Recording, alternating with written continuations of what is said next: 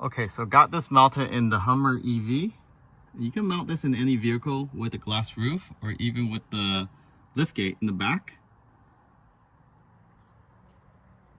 Using that suction cup.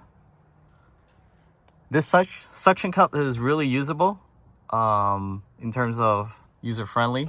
You can manipulate the angle of this really well. So there's 2 points where you can change the angle. So it's very helpful, especially if you have a slanted glass roof. So now let's go ahead and show you where it's getting power from. So basically I fished the wire all the way into this trim here. So I'm gonna do a better job hiding this, and we're gonna put a mesh sunshade just like that one over this thing so it hides it, and then runs across C-pillar and then down to under the floor mats there.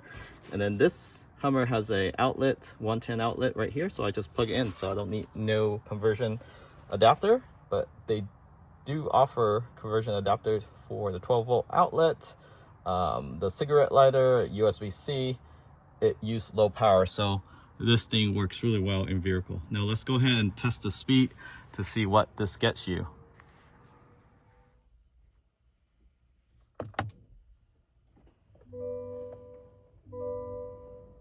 Okay, so now I'm in the Starlink app, in the actual app itself, and I already log in. Select Start Setup. Select the Mini. This is the Mini. Confirm.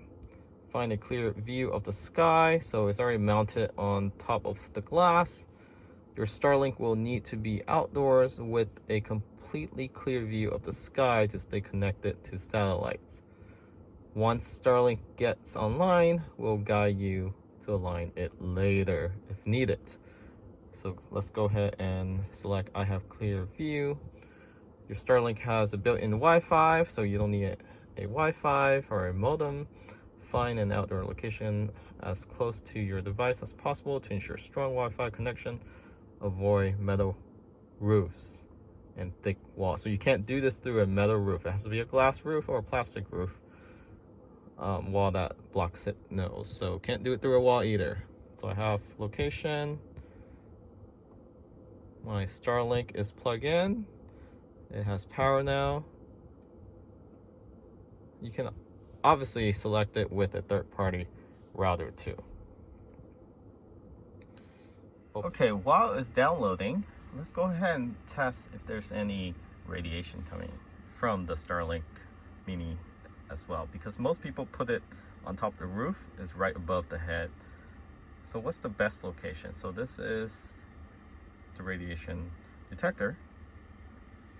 So as you can see here in the EV, no radiation. The car's on, everything's on, vent on. So here's the Starlink. You can see it's emitting a good amount of radiation here.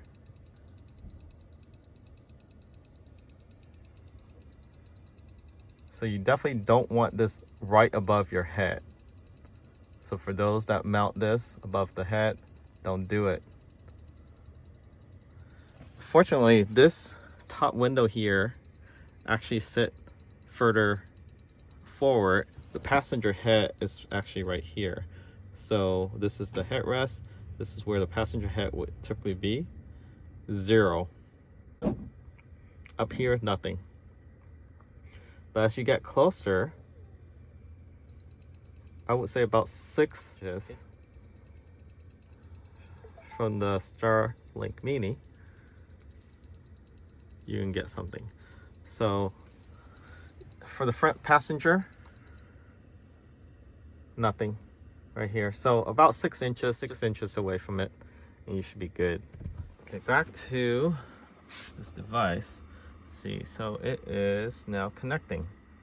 Okay, it's connected. It got disconnected because my other Wi-Fi was trying to auto connect. That's why it was connecting to the other Wi-Fi. So just keep this device close to the unit while it's updating the software.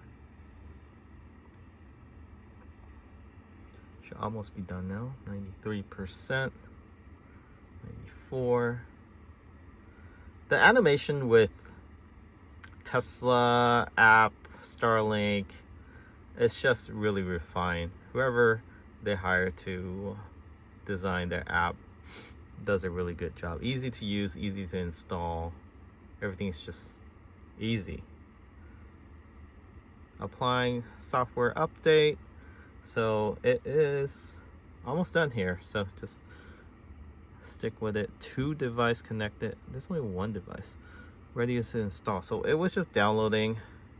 Now it's gonna reboot the Starlink. Okay, sure. Let's go ahead and reboot that.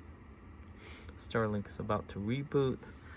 You know the Starlink is on when there's this blue light right here on the bottom. So it's just not sitting there. Originally, it wasn't getting in power because I didn't turn on the outlet, and I couldn't figure why it wasn't turning on. Then I saw the blue light once I found the switch to turn on the outlet. So it's resetting itself. Now it's reconnecting.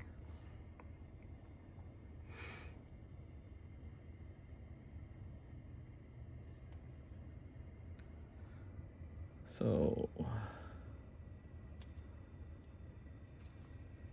okay, so now the restart has been completed. Starlink is optimizing which satellite to connect to. Starlink is talking to satellite to determine which way it is pointing. And we're gonna test this while we're driving too, to see if the connection is consistent or what the speed is locally versus on the highway. Mounted here. So it should be pretty quick data to gather when we actually fully test it out. So it's still calculating. So the setup does take a little bit of time. I would say spare about 15 minutes just so it can update itself, reboot itself, and then find the satellite and get situated. Let's go ahead and configure it.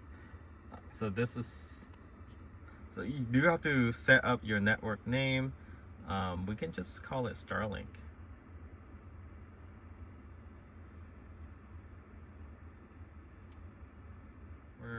Let's do, and then after you set your password, it's gonna apply the settings. Wi-Fi is reloading to apply your new network settings. This takes about 1 minute. Okay, we're online. 1 device connected, which is this phone. Now let's do a speed test on another app and see how it goes. So this is SpaceX Starlink. Let's go ahead.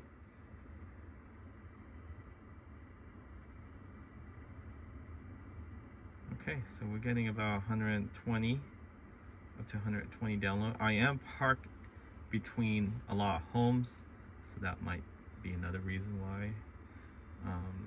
That's download, and this is upload, about 10 to 12.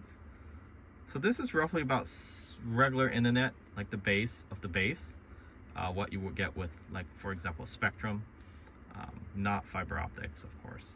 So pretty decent speed. This is enough to do work, stream videos, even watch movies. So pretty cool. The Starlink app is amazing. It's basically very easy to use. It has all the functionality settings you can ask for in a internet app. And I don't know why all the legacy internet provider can't provide something like this. You can look at the you can change the network name, password. So you can go in there, device. You can see what's connected, the iPhone. Look at the notes, how many devices connected. You can go to statistics, see the speed, how much data, how much lag, power drawn, so forth. You can see all the obstruction. This is crazy. You can see the actual location of where all the satellites are and see any obstruction right now. We're doing pretty good. You can select align Starlink again, check obstruction with the camera, and then you can do realignment. Pretty cool application. You can view the obstruction again. This is a amazing app. You can do speed tests directly from the app.